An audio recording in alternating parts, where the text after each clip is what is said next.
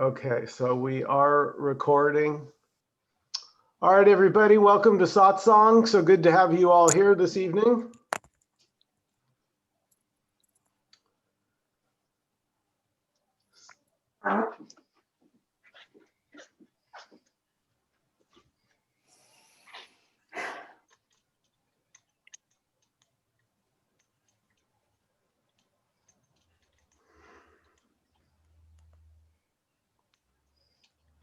So I'm going to come straight to the point.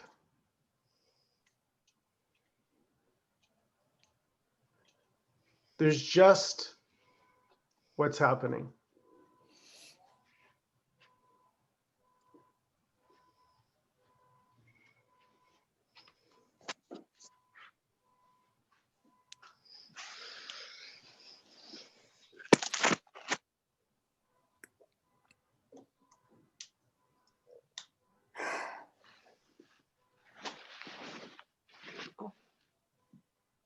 There's just what's happening.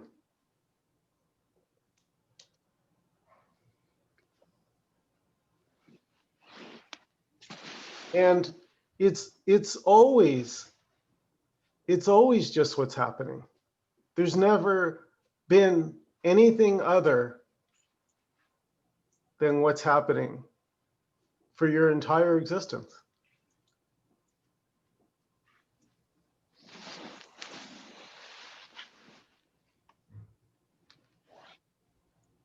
Just this. And we do so much to escape it. The me wants anything but this.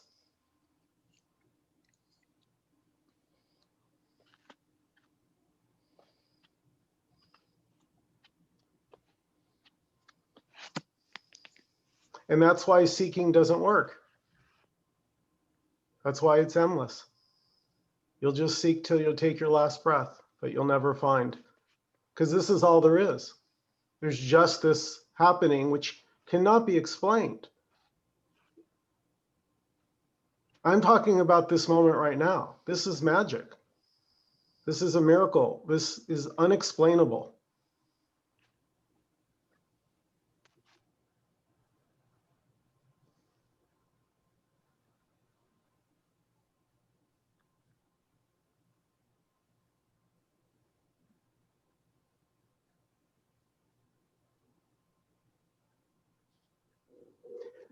And you can see how the me thinks of a miracle as, oh, well, we're praying for a miracle, the Christmas miracle, something in the future. No, this is the miracle. This is always the miracle, however it's showing up. With whether it's me getting my tooth extracted in a very long and drawn out procedure, or getting something that you're really enjoying. Both the pain and the pleasure are it equally.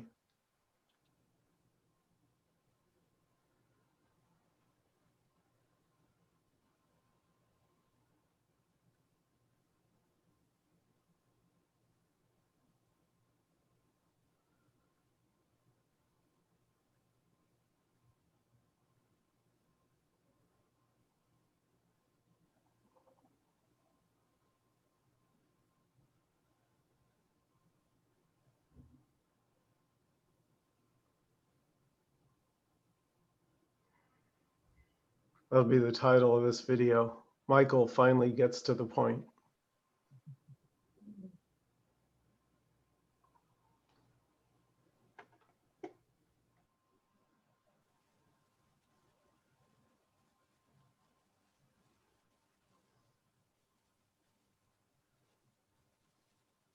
I found it really rich this week.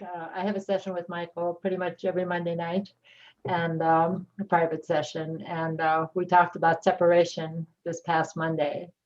And that was kind of phenomenal to me. It was just this whole week, it's just infiltrated me. And I was walking down a long corridor today, and it just occurred to me that my feet are moving, my hands, and nothing is, this body is, it's just happening. And it was just a graceful moment of insight for a couple of minutes to just watch that happening, and that there was no one doing it. It was just doing itself. And so hearing all this stuff is making a difference in my life. Thank you, Alice. Yeah.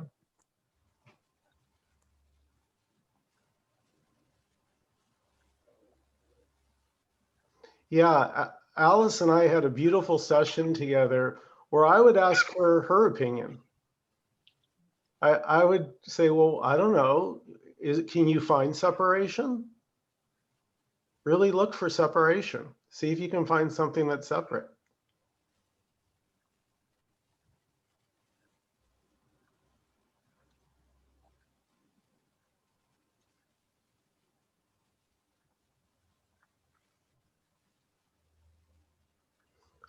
The best we can do is have a concept or an idea of separation, or what we're calling a feeling. Well, I feel separate. But the funny part is, and this is why Alice and I were kind of laughing, was even the separation isn't separate. It's part of the moment. It's not separate from the moment. So even that feeling, I feel separate, it's what's happening. And it can be that. It can be anything. I think this is the part, because we don't have anything in our, quote, human lives that can be anything and nothing.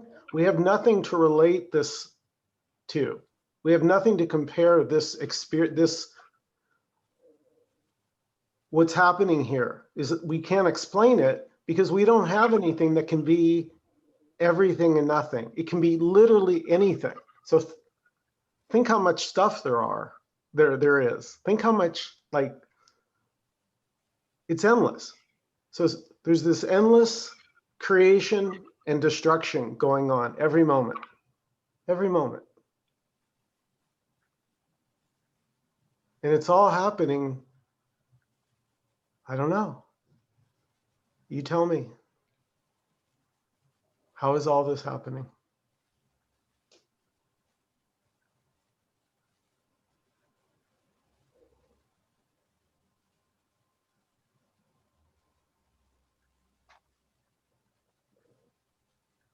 So now maybe unknowing will make a little more, well, there's a paradox.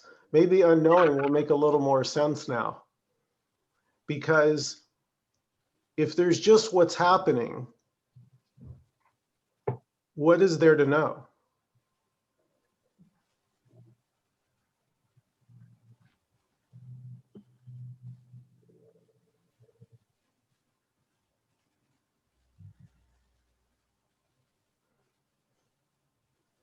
So the only one that will object to this is me. The me doesn't want to give up knowing. So you can notice that. You can notice how this attachment to story and knowing, but that can also drop away. You can also realize you've never, just because you thought you knew what this is, doesn't mean you actually knew it. So it's sort of like knowing something that didn't really exist. You just thought you knew it. It didn't matter.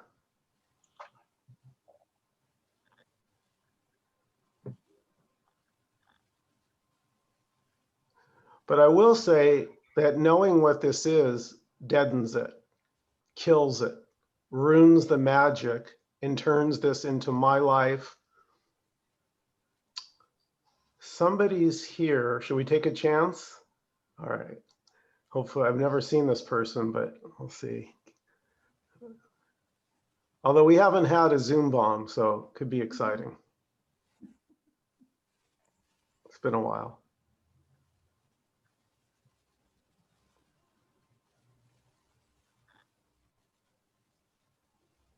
And so now you see why there's no teaching, at least at this satsang. Why a teaching wouldn't make sense, would it? If there's just what's happening, what would there be to teach? And who would you be teaching it to?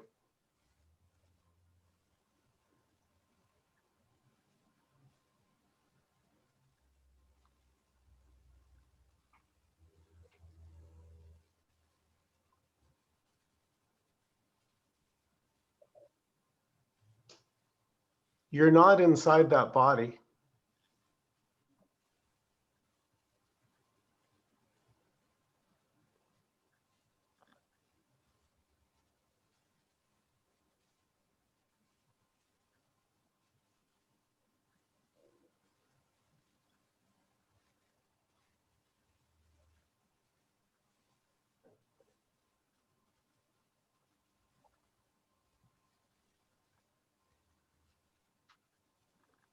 So we can open it up to any comments or questions.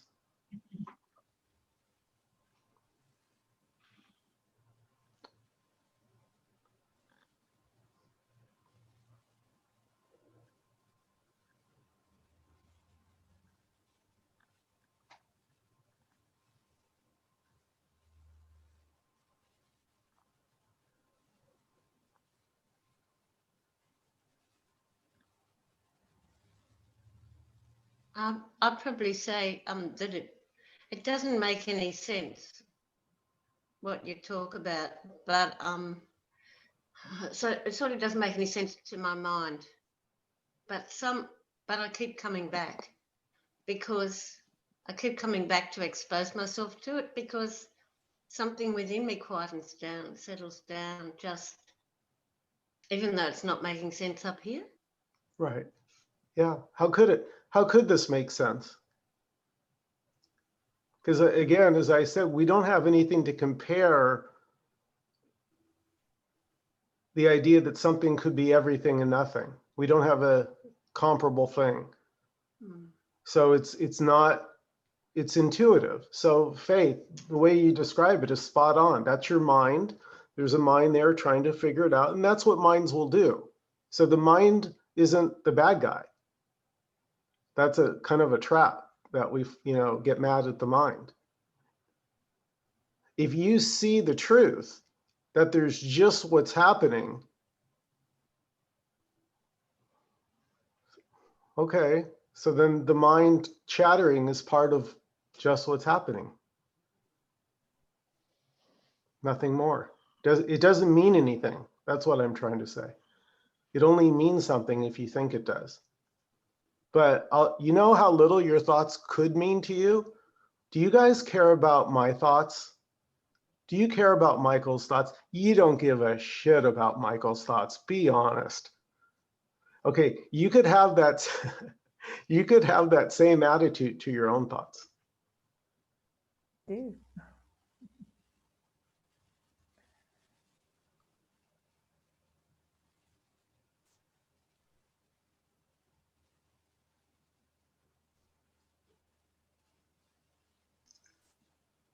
Well, it seems to me if you're going to be free, if you're going to enjoy freedom, which I've been longing for all my life, I guess,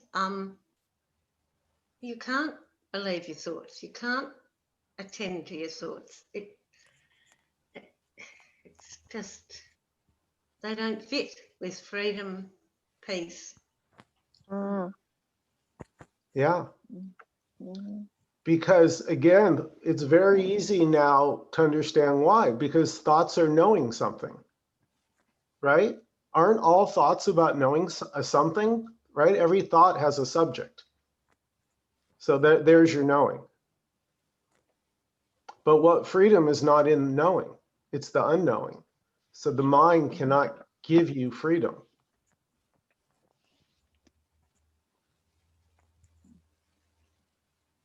It's trying to know it, so then the me can find it and have it.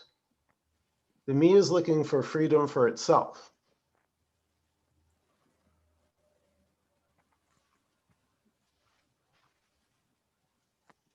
There is no personal freedom for the self. The freedom is the absence of the self.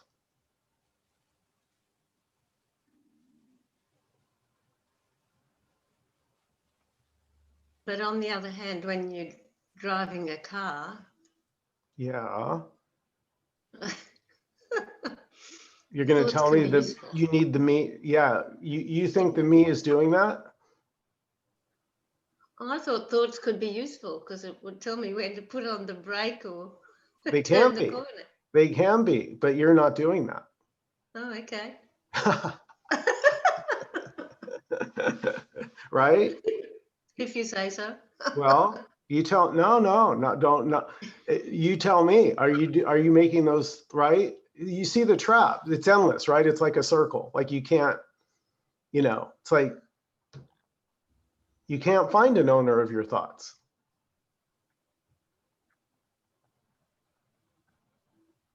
And thoughts aren't the problem, Faith.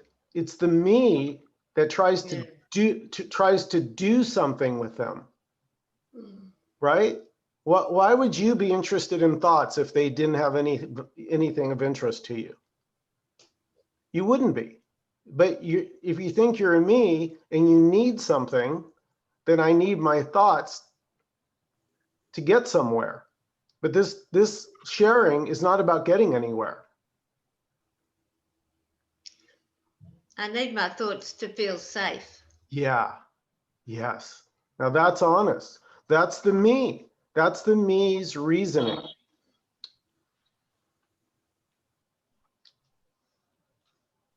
So I may ruffle some feathers here, but why stop now?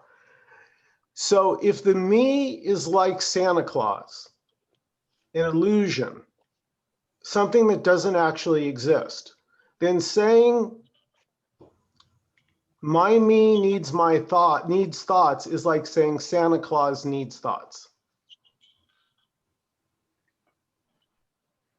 A fictional character needs these thoughts. But it's because the claim here at Satsang is you're not a me. There is no me. The me is a dream, a private dream. It's your own personal private hell.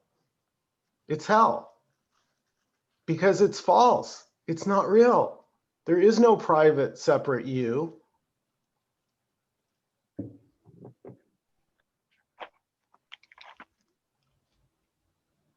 There's a dream, like last night's dream. But here at Satsang, we don't just, saying, oh, well, I feel like a me. We don't accept that. At least I don't. That's quite an assumption that you're a me. That's pretty powerful, right? I know what I am. See, over on this side, I don't know what I am.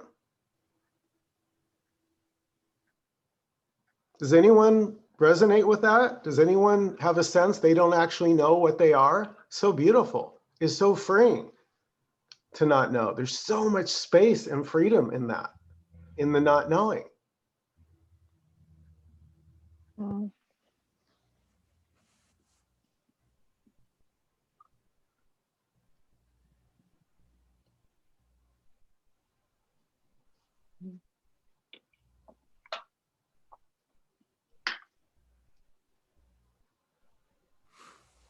Diane, you probably see this with your clients. They cling to their me for safety and security and control.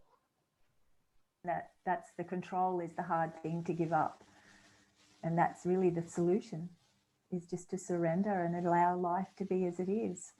And I've had an interesting experience yesterday and today because my sister went in to have a knee replacement on Tuesday or a couple of days ago, and I was ready to message her son to see how she went, and I looked at my phone and there was a message from him and he said there's been complications and she's on a respirator, so she's in an induced coma. And I felt this, oh no, as soon as I was reading the words, there was this, oh no. But I can't believe how calm and how little I think about it. It's not invading every minute of my life, although, my sister and I are very close. Yeah. There's nothing I can do because I've said, can I come down and can I see her? But they're only letting her children in there, and the hospital won't let more than one visitor in at a time. So it's pointless for me to go there.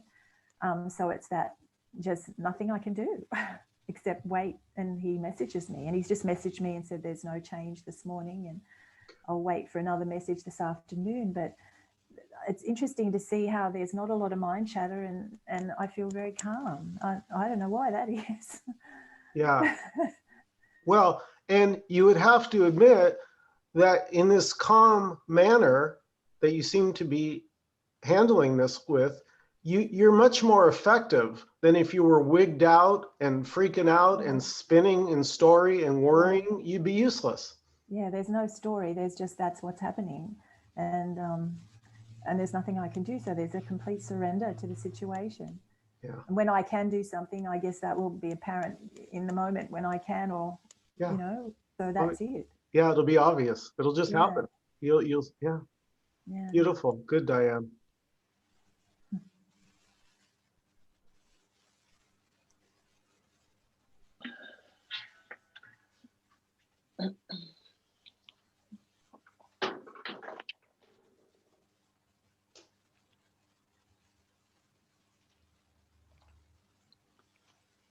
I'll tell you right now that the me's biggest trump card is fear.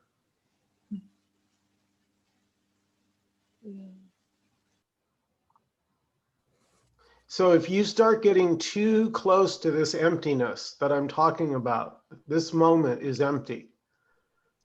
But if you start actually beginning to get a sense of it, your me may freak out.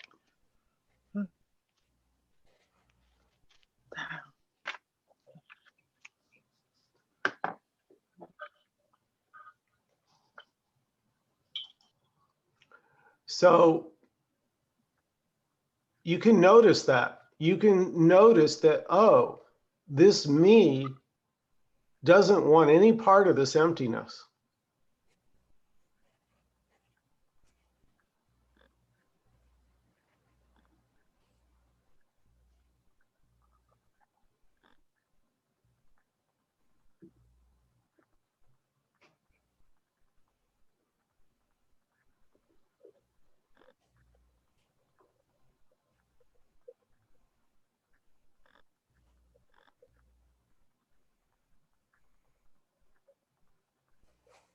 And yet, the irony is, it's actually what the me is looking for is its own absence.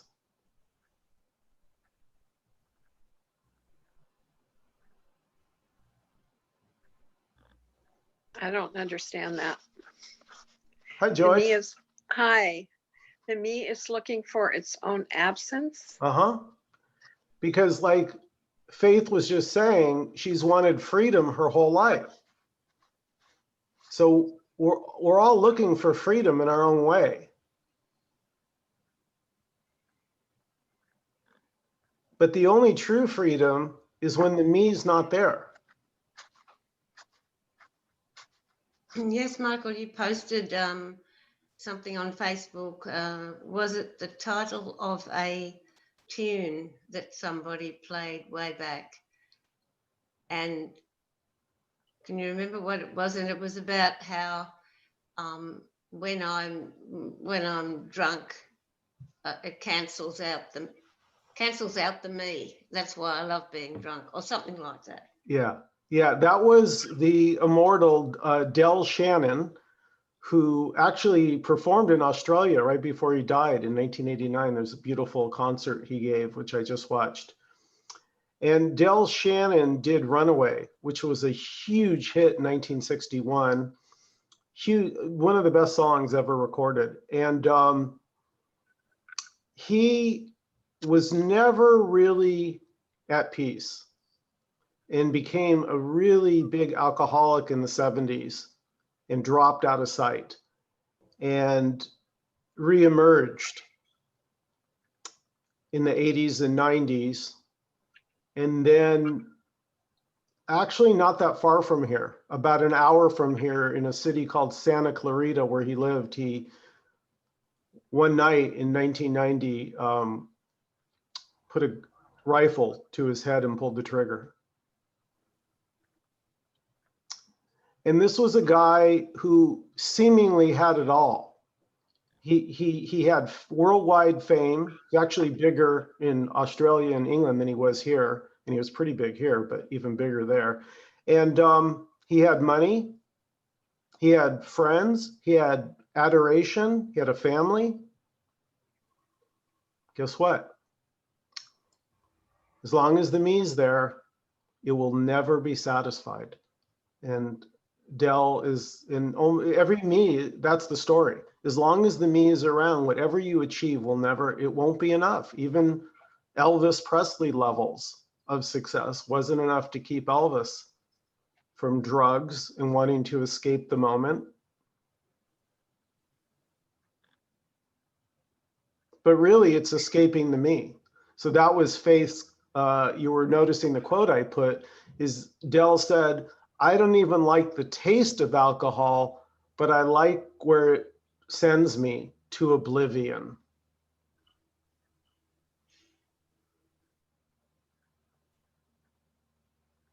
Now, oblivion, for those of us, and don't feel bad, I had to look it up too. Oblivion is non-existence. So that finally gave me the answer, because I could never understand when Tim Kliss, you know, our buddy Tim Kliss, who I love, oh, now I just forgot what I was going to say.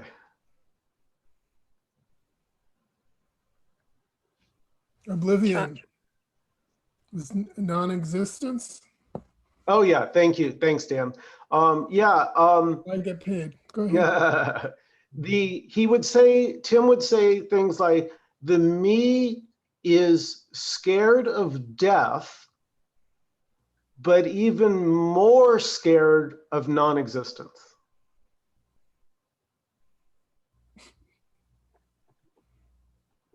And at first I was like, well, what could be worse than death, right? That death sounds like the worst.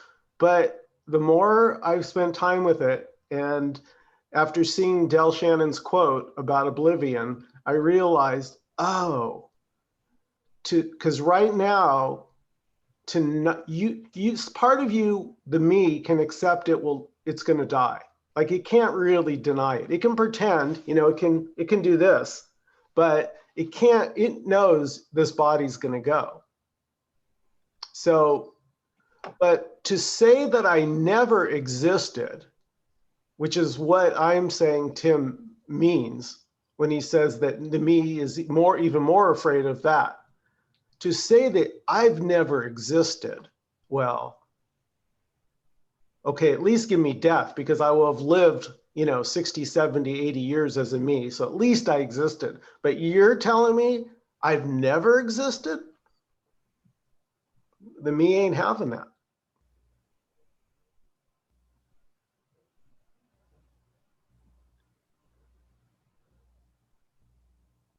Unacceptable. So identifying with the me and wanting to kill oneself are both efforts to get rid of the me? Yeah, exactly, Joyce. That's what suicide is. The poor body, the innocent body, is because that's what Del did, was he couldn't, the voices in the head were so strong. He was also on Prozac. I should mention that. He was suffer from depression and he was on Prozac, so I'm sure that didn't help. But the last straw of suicide is that's the only option I can do to get out of listening to my thoughts. I can't listen to my mind is driving me crazy. I just can't do it. And so the only solution is suicide in that moment for that person. That's the only option they see available. So it stops the thoughts? Well, have you seen a dead body think? Right. Well, you're assuming the thoughts are coming from the body. But I thought you said the thoughts are not coming from the body, they're just happening. Yeah, but you need a vehicle. Yeah, I think of the body like a radio. Right. So the radio just picks up the frequency. Mm. So, right, because your mind, these thoughts are just arriving unbidden. That used to be one of my favorite words, unbidden. So you're not doing your thoughts. They're just spontaneously happening, but so is everything. And that's the part we can't wrap our mind around, that everything is happening, every breath, every hair, the sound of this moment, right here, right now.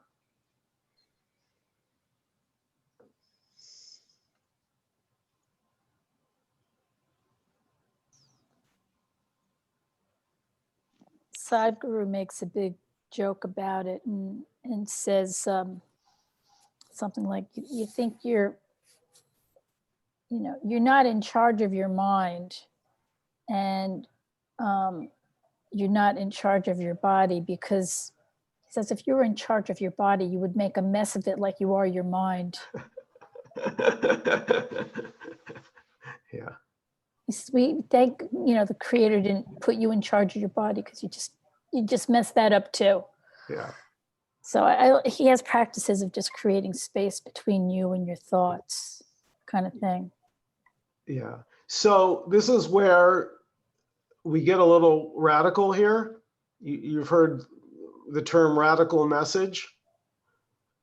So with all due respect to Sadhguru, we here at this satsang, there's no creator. There's literally just what's happening, and no one's doing it. So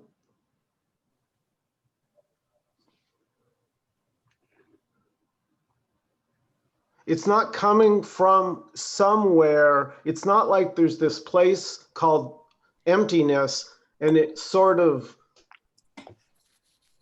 like a, sprinkler, like shoots up something called experience. It's not like this is coming from this hidden secret place out yonder that you just can't access. What we're saying at this satsang is literally this is all there is. This is emptiness and fullness simultaneously. The emptiness is the fullness is the emptiness. They're not two, and this is its expression. This is its expression right here. This is it. But it's not an it. It's not a solid, I'm saying it, but you can't say what it is, because it's everything, but it's nothing. It's not real. And the me takes this to be real, and that's the suffering. Because if I'm really suffering and this is real, then I'm really going to need a solution, says the me.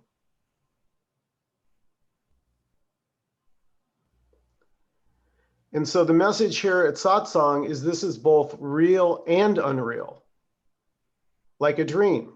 So a dream is real, but the contents of the dream, it's just a story. It's not real. Didn't really happen. You didn't really go fly over the Grand Canyon, with unicorns and dragons, right? That was the dream. But the dream was a real dream. You had a dream. So this moment, but we can't say what's happening here. So the mind will come in and try and label your experience. It was this way, it was that way. It's not any way, or you could say it's every way. So everybody's story is equal to everybody else's. Right? Your story is no better than anyone else's story. My story is no better than anyone else's story. Story is story is story.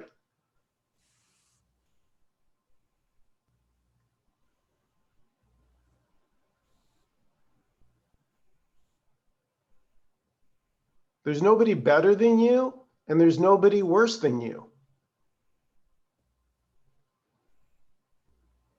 That's what the me does, is it categorizes people, and it says, well, these people are obviously more, advanced, closer to enlightenment than I am, but I'm a little ahead of these guys over here, thank God.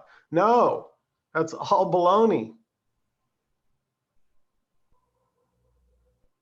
There's just what is. It's all welcomed. The beggar in the street, the homeless people, man, if Trump had any clue, damn. They're the same. They're the same. It's all the one appearing as all of it. So it's the one as Trump, and it's the Mexican guy that he's trying to, put walls up. That's the craziness of this dream, is that it has no rules. There are no rules to this, you guys, and the mind's always looking for rules and logic to make sense of this. You can't make sense of this. It's not going anywhere. This is not moving. It appears to move. That's the dream.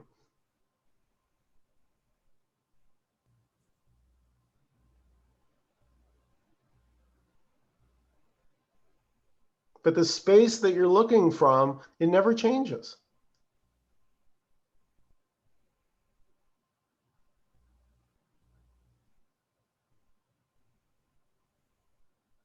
The space feels better when it's empty.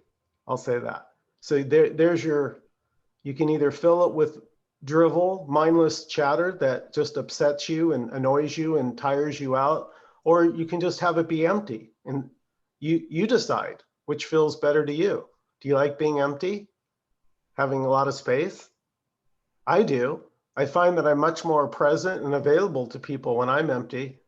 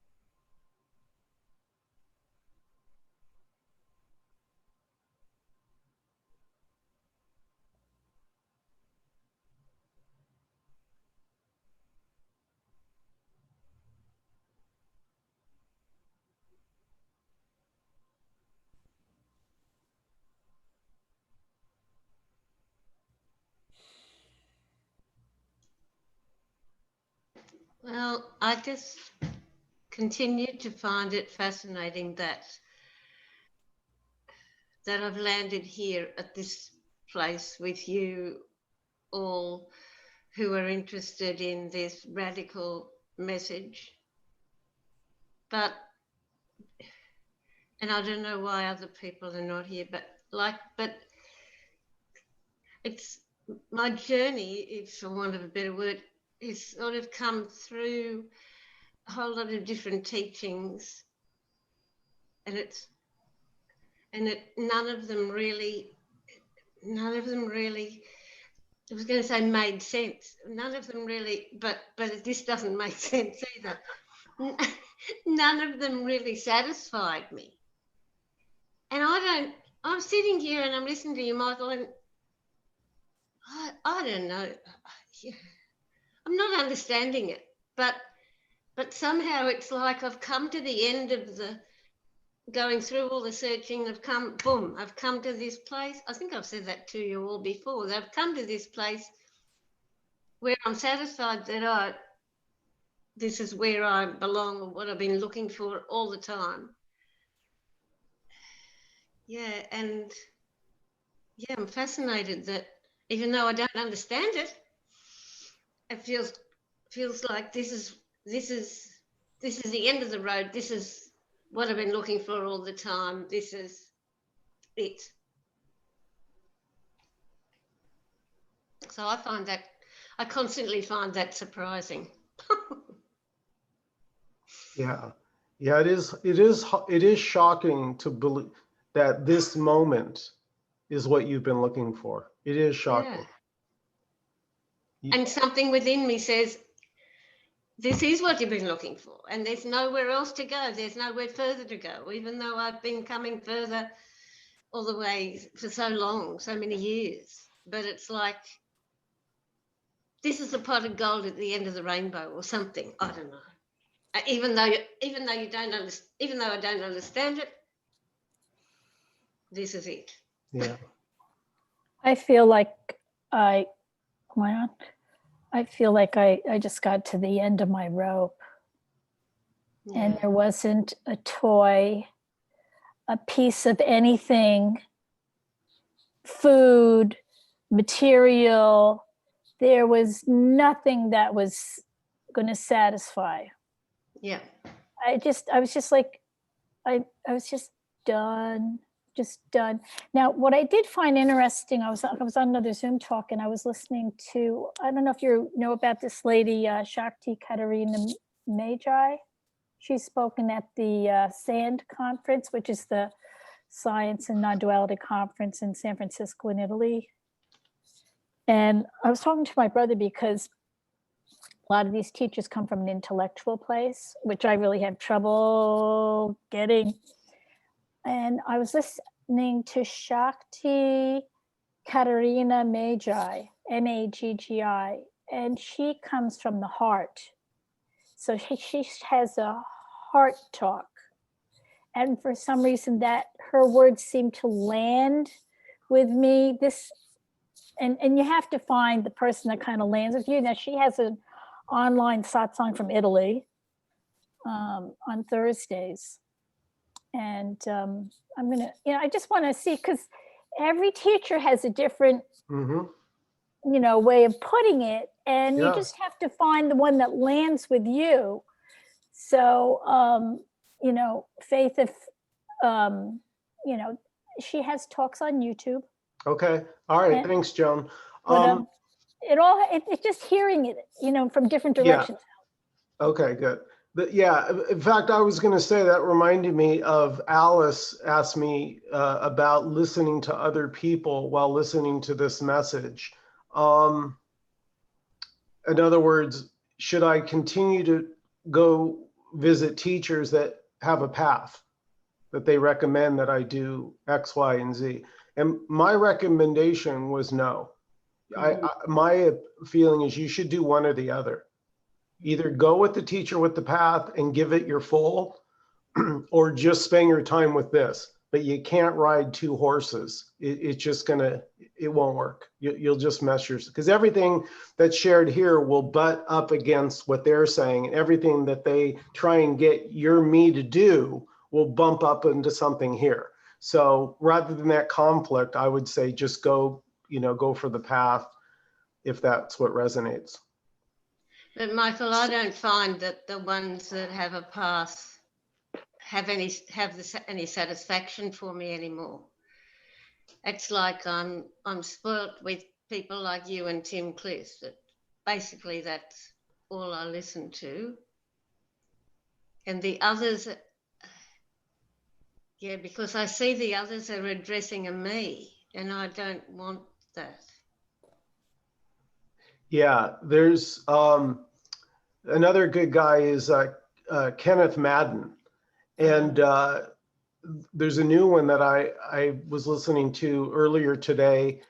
It's very short. It's Kenneth Madden. It's an audio. It's about, well, it says 6 minutes. I'm going to be posting it in the Awakening community, but the actual recorded conversation is just over 3 minutes. And the reason it's so short is because this guy calls up Keith and says to Kenneth, so you're saying there's just this. There's just what's happening. And there's nothing else. And Kenneth goes, yeah. And then the guy said, so all the me's doing is looking for distractions through drugs, alcohol, activities, Facebook, social, all of that to avoid this. And Kenneth goes, yeah. And the guy goes, that's bananas. And then the guy just said, there's just I forget how he said it, but he was completely blown away. Yeah, he said the F word. But in a way, when you're blown out, when you don't have any other words, like when something hits you across the head. And then this is sort of, to me, what kind of, the guy goes, I don't have any more questions.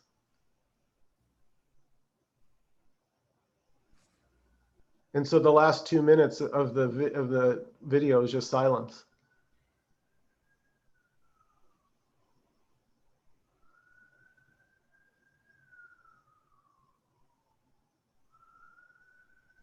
Think that'll happen with us, Michael? we'll get to that place of not talking, just sitting. I don't know. I don't know what's going to happen. It's like the koans, K-O-A-N. Yeah. You know, what's the sound of one hand clapping? It's something to, you know, get you, the mind, there's no logic. Mm. And when you get to a point, because this isn't logic. So I just want to, yeah, actually, I'll piggyback on that, Joan. So when I say this isn't knowable, let me just say, as we wrap up Satsang this evening, is that this is unknowable. And within this unknowableness is the appearance of knowledge. So knowledge appears. So you were mentioning faith. Well, what if I need directions to get to the store? Okay, so that's the appearance of knowledge. That, okay, hang on. That appearance of knowledge is appearing in this unknowing, the mystery, what's not knowable.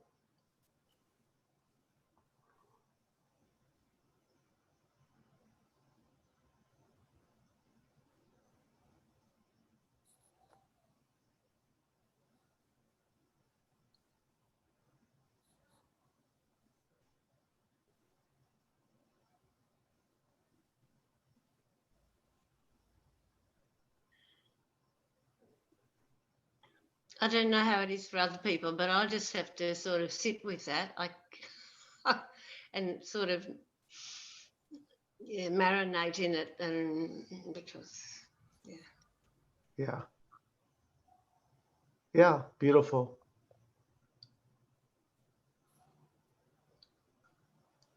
Any other last comments or questions before we close out? Just to Joyce's point, we did about an hour, hour and a half in Michael's apartment on a Wednesday night after the meditation. Silence. You remember that, Michael? I know, yeah, I know one night we were. No, we did beautiful. the whole thing. That's the whole Satsang was silence. There was nothing said until the end, and we said, you know, good night. Daniel, you missed that one.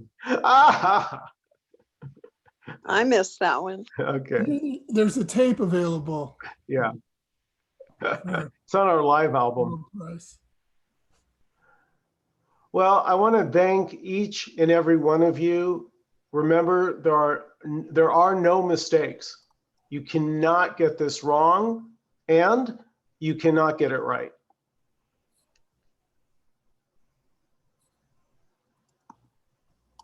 And that doesn't make sense either, but can't get it wrong, but you can't get it right.